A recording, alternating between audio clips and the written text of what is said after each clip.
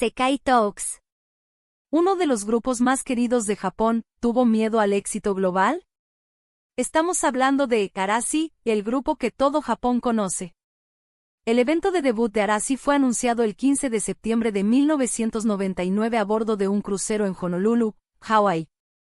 Debutó el 3 de noviembre de 1999 con el sencillo Arashi, que vendió casi 1 millón de copias, consiguió triple platino, y reunió unas 80,000 personas en su evento debut.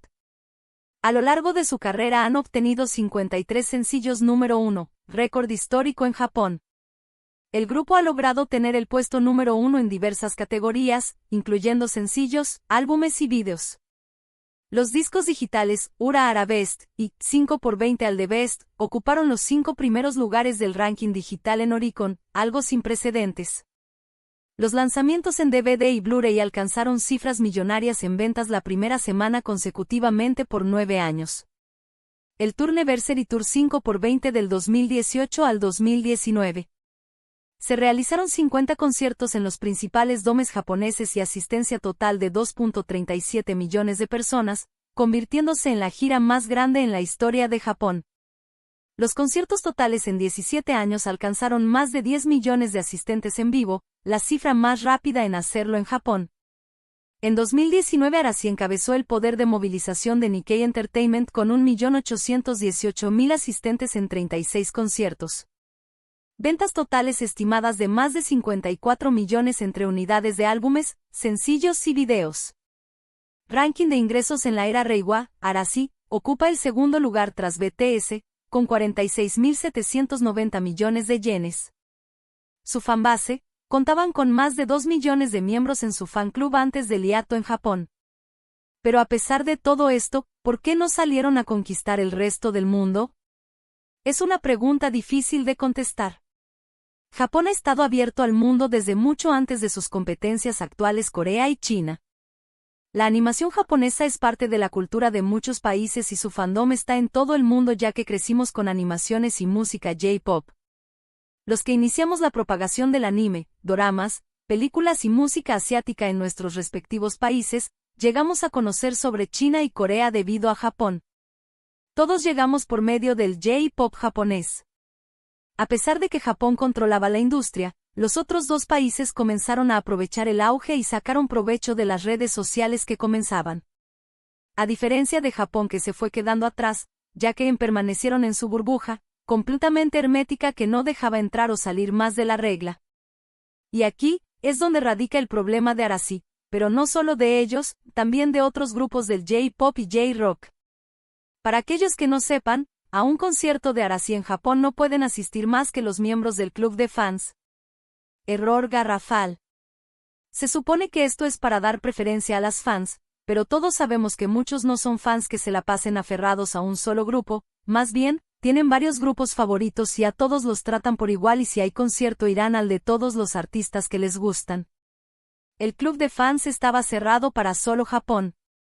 No había forma de que pudieras adquirir un boleto. Si ibas de vacaciones a Japón y te enterabas desde mucho antes que habría un concierto de Arashi y querías ir, era imposible que pudieras comprar un boleto.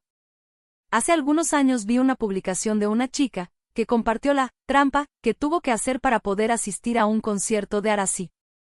Si encuentro el video se los dejo en la cajita de descripción para que lo vean. Se abrió nuevamente el registro para el club de fans de Arashi hasta el 30 de noviembre de 2025, pero, ¿adivinen qué? Efectivamente las políticas no han cambiado, así que, si están en el extranjero, no pueden unirse, ya que se requiere dirección física en Japón. No puedo creer aún que, un grupo con la trayectoria de Arashi no supieran utilizar las redes sociales a su favor y crecer exponencialmente. Recordemos que otra de las reglas es que no puedes tomarles fotografías y menos difundirlas y absolutamente no fotografías o video en el concierto. El atraso de Arashi y otros grupos japoneses con las redes sociales e Internet en general es increíblemente molesto. Recordemos que la cuenta de YouTube y X de Arashi apenas fue creada el 20 de agosto del 2019 y no tenía los videos musicales de sus canciones. No hasta hace apenas 9 meses, el 2 de noviembre de 2024, por fin, subieron los videos. Los fans internacionales estábamos felices y dijimos, se vienen todos los videos y con subtítulos, al menos en los más importantes que serían japonés, obvio, coreano, chino e inglés, pero error, no fue así, los subieron sin subtítulos. Para la realización de este video entré a la cuenta para confirmar algunas fechas y escucharlos mientras hago este video, y me encontré con la sorpresa de que los videos ya cuentan con subtítulos en coreano. Bueno chicos, algo es algo.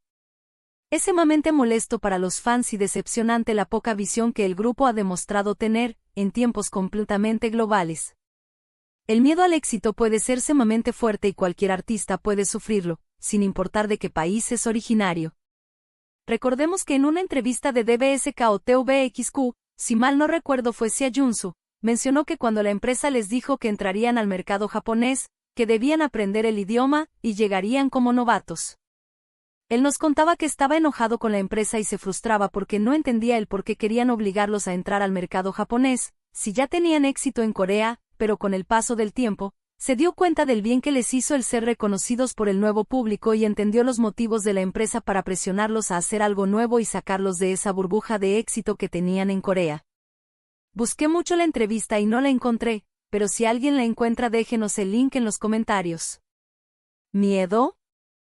Claro. Todos pasan por ello, pero, superarlo. Esos, son los artistas que llegan a la grandeza.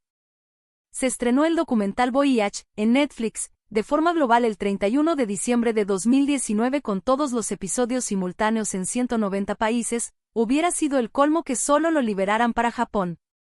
En dicho documental podemos ver a nuestro gran líder Ono Satoshi, mencionar cómo Matsumoto y Sakurai estaban planeando el lanzamiento global de Arashi, que es cuando tuvimos la bella canción Whenever You Call, y ahí señores, es cuando nos damos cuenta de que existe temor.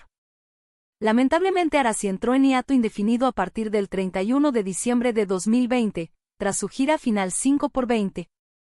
Confirmaron que estaban pausando actividades como grupo, no anunciaron disolución. El motivo principal fue la decisión de Ono Satoshi, líder del grupo, de tomarse un descanso de las actividades artísticas y de la vida pública. Los demás miembros respetaron su deseo, y acordaron detener las actividades grupales. Todos los miembros han tenido actividades independientes hasta el momento. Algunos con más apariciones que otros, pero activos. El 9 de abril de 2024, anuncian el establecimiento de su propia empresa para poder tener la independencia necesaria para desarrollar más al grupo. Todo fue vítores por parte de los fans que estaban súper ilusionados por el lanzamiento global del grupo, no había duda de que por fin lo que todos esperábamos se haría realidad.